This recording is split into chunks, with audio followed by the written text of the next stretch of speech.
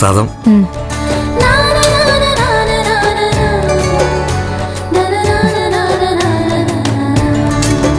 ശരി.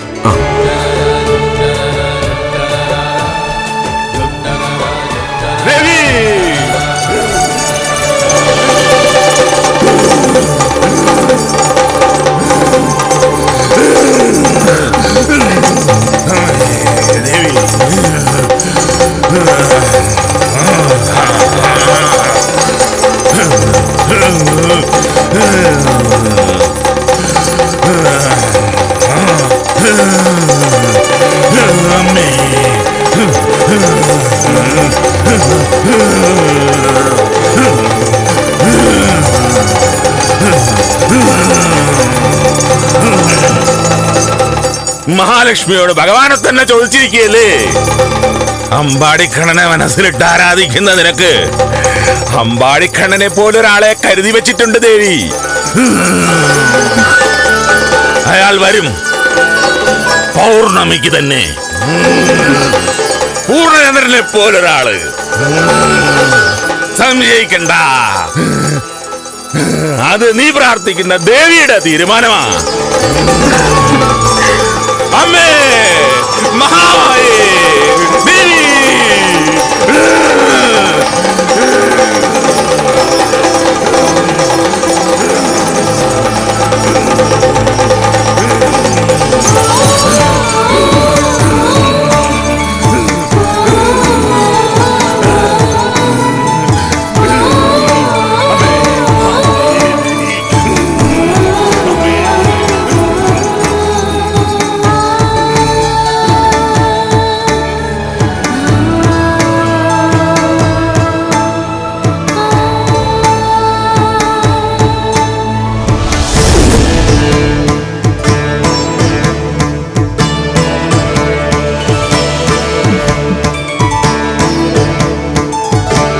വെളിച്ചപ്പാട് മാത്രല്ല മോളെ, നമ്മുടെ കുടുംബ ജോത്സ്യനെ കഴിഞ്ഞ ദിവസം കണ്ടപ്പോഴും പറഞ്ഞിരുന്നു, സാക്ഷാൽ ഭഗവാനെ പോലെ ഒരാൾ മോളെ തേടി വരൂന്ന്.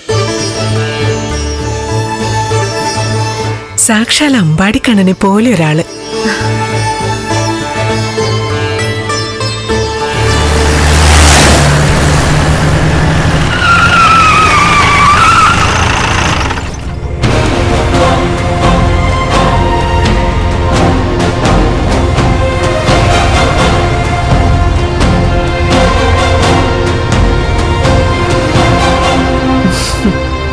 അതുകൊണ്ട് ദൈവങ്ങളെ വിടാതെ പിടിച്ചോ. സാക്ഷാൽ ഗുരുവായൂരപ്പൻ തന്നെ മോൾക്ക് നല്ലൊരാളെ കൊണ്ടുതരും.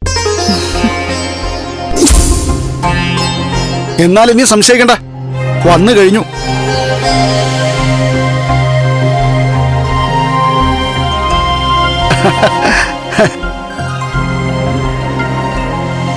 കമലേശ്വരം തറവാടെന്ന് കേട്ടിട്ടുണ്ടോ മോഹിനി?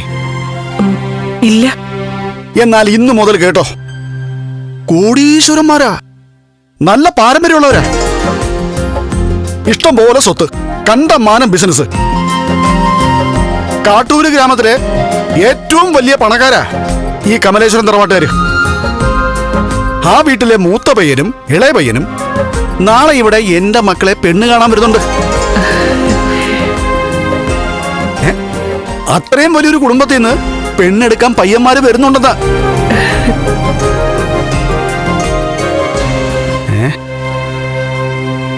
കേട്ടിട്ട് നിന്റെ മുഖത്ത് എന്താടി ഒരു തെളിച്ചമില്ലാത്തത്?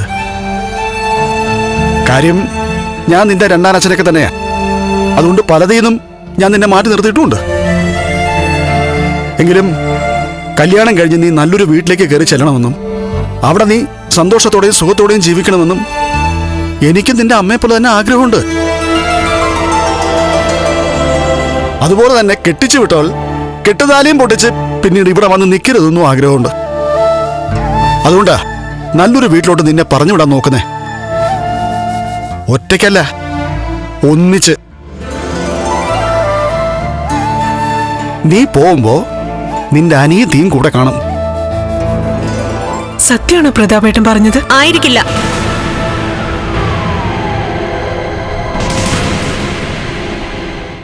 വീട്ടിലെ വിളക്ക് എല്ലാ ദിവസവും രാത്രി 8:30 ഫ്ലവേഴ്സിൽ. മഹാലക്ഷ്മി എല്ലാ ദിവസവും രാത്രി 9 മണിക്ക് ഫ്ലവേഴ്സിൽ.